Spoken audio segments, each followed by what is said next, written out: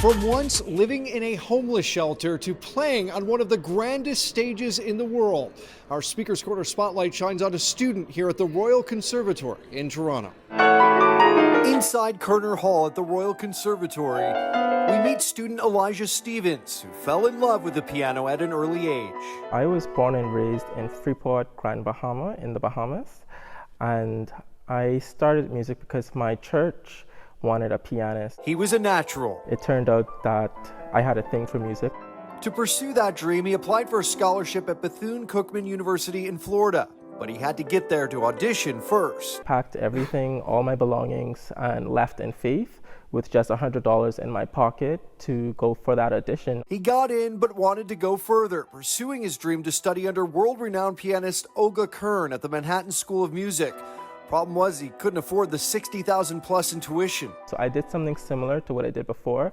I just packed everything and left. His first application was denied, but something in me still wouldn't give up. I wouldn't leave New York. At first, I was staying in my car, and then I ended up going into the homeless shelter. I was there for about 7 months. Finally, I was accepted into the school. He raised money by doing concerts in the Bahamas, but after completing one semester and dwindling funds, because I couldn't afford to stay, I actually was literally escorted out of the dormitories, off of the campus. Deflated, he was about to give up on his dream until opportunity came from the Royal Conservatory here in Toronto. They saw my videos and they liked my playing, and they gave me a near full scholarship here. And just this year, after entering a competition, Stevens, once homeless on the streets of New York, was invited to play on the biggest stage in New York. Carnegie Hall is one of the greatest halls in the world. It was very surreal. It was like, is this really happening? Playing at Carnegie Hall, where just a few years before this, you were in a homeless shelter. Did you think about that? You know, it did cross my mind because I was actually staying in an Airbnb that was right next to the shelter where I was staying. Mm-hmm.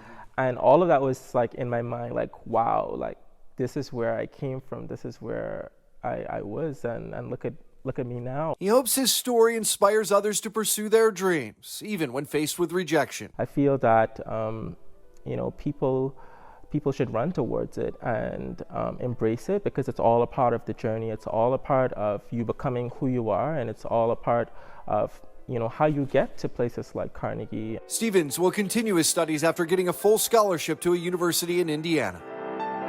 And as always, if you